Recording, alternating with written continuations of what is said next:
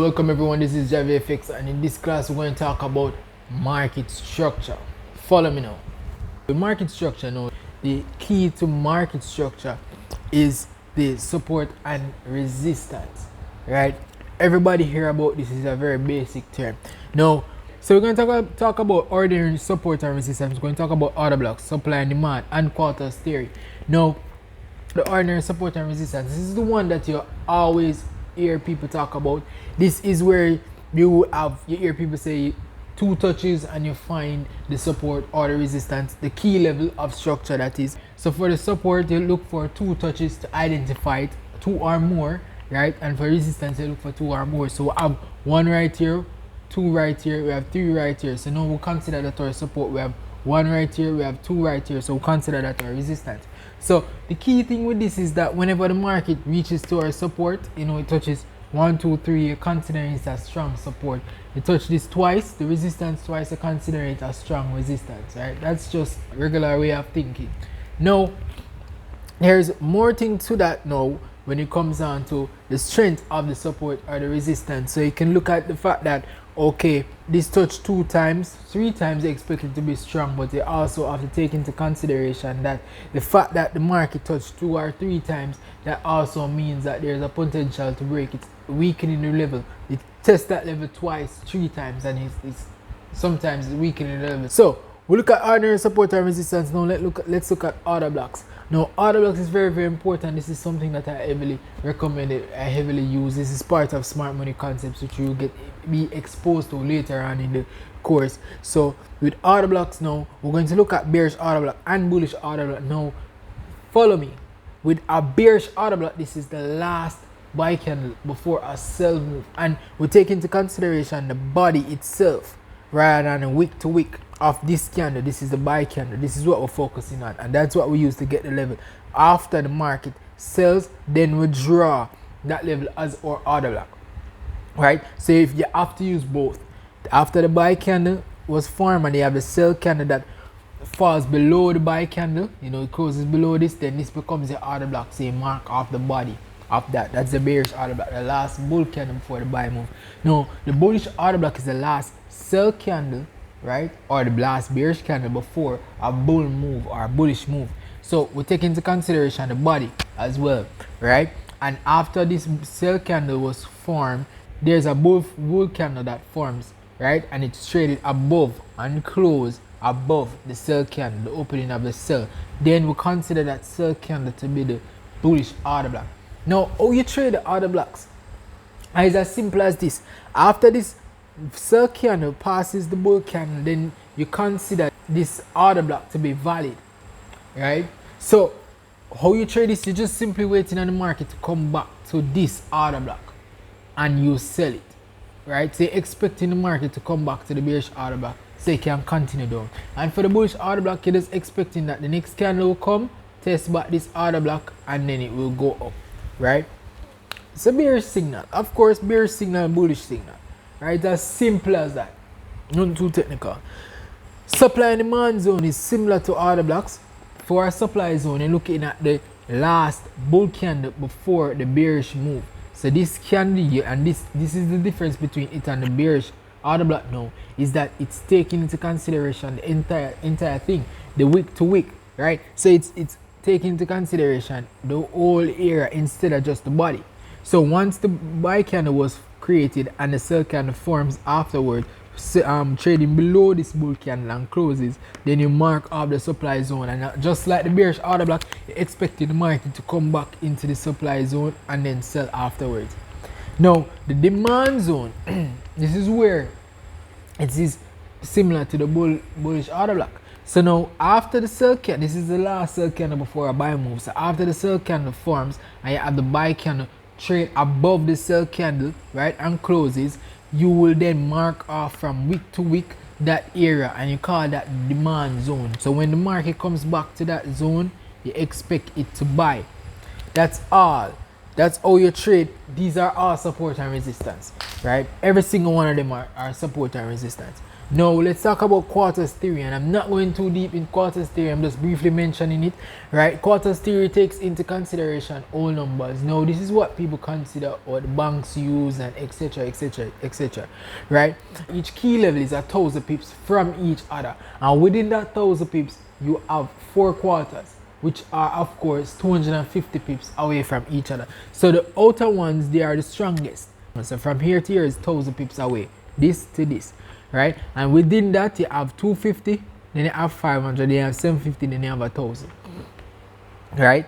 So the concept of this is that you're using the whole number. So if you're looking at price 160.025, this is 160.025. When you get to here, this is supposed to be 161.025. You get me? So when you reach from 160.025, then at 250 pip, 250 pip, 250 pip, then you have 1,000 pip, which will take you into the whole number, right? Is that example. Now if you're somebody that wants to use this, of course this on the chart, the market will be, you know, moving like this, and you will say you're using these as your support and your resistance, right? And price respects them just the same, right? But if you want to focus deeper into something like this, then simply ask, talk in the chat below, or you know, email, message, whichever way, to get more information on this. And support and resistance is easy as that, right?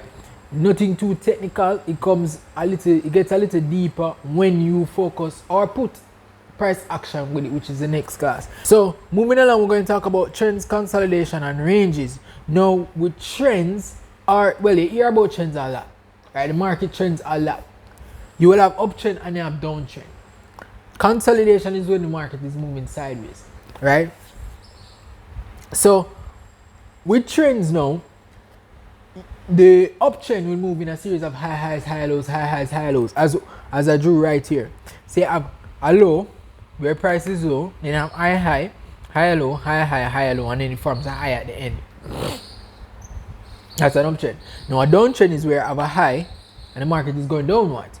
You have a lower low, lower high, lower low, lower high, lower low. That's it. Series of high highs and high lows, series of lower lows and lower highs. Alright, that's how the market moves.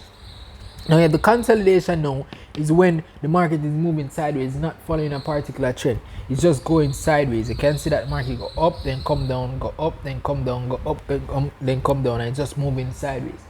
Right? Now, that's it. With the range now, range is where I use parallel lines. Parallel lines is where the market is stuck in a particular channel. So it's whether it's in an uptrend, downtrend, or consolidation, it is considered to be stuck inside of a range. Right? So apart from looking at trends, consolidation, and ranges now, we're going to look at pullback, retracement, and correction. Oh, and also impulse. But before we get into that, let's look at a few geometric patterns that you guys should be exposed to by now by looking at the ones that were sent to your email, or even the ones that should be here in this section of the course, right?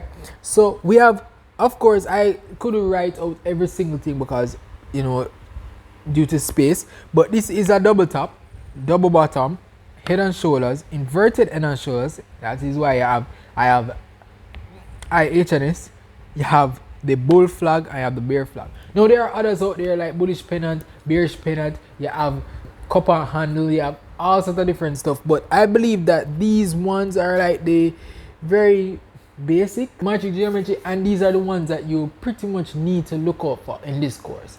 So these things are straightforward. You literally look at them to help with the bias, and that's further down the course.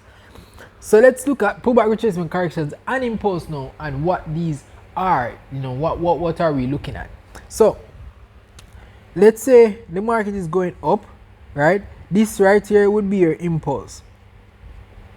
Let me put imp, right? All this would be your impulse. Let's say this was a level right here. Was a level of resistance, but the market went up above it, right? Then the market comes back and do something like this. This is what you call a pullback. When the market breaks a level, it pulls back to that level to test it, or retest it, I should say, because it tested before and break. Now it's retesting that level. Now this is what we call a pullback. Let's put PB for pullback. It's pulling back to the level. Now look at it at the sell side. Let's say we have a level right here, and now the market is selling, right? Comes to test this level, test it, and then it breaks past it. Now after it breaks a level, it usually retests that level, right? And that is what we consider a pullback. Market comes back to pull back to level, then expect it to continue downward. PB for pullback.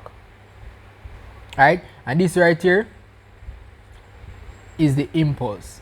Let's call it imp. We have the impulse coming down, they will pull back to the level of no resistance because it was support. Once the market breaks a support, it is no resistance, and once it breaks a resistance, it's no support. Let's look at the let's look at correction and retracement now. So let's look at the retracement now. Now a retracement would be when the market the retracement is greater than a pullback, right? You see where the market makes an impulse like this. A retracement would be a percentage of the impulse. Of course, a pullback is also a percentage, but it's very, very small. It's usually like, negligible, right? But the retracement now would be something where the market has an impulse like this and then it comes back down, and then you will get like a percentage. This would be 100. Well, sorry, the market is going up. Then this is like halfway, which is like 50% of the move. And this comes into play when we talk about our Fibonacci retracement tool now, where we look for retracement levels where the market will potentially turn around. So this would be a 50% level or around about that area where we anticipate the market to then continue the buy, right? But we're looking at retracement. Retracement is just taking out like a percentage of the move that went up in the beginning. Right, and for a downtrend now where we have an impulse coming down, right, this is our impulse, call it imp.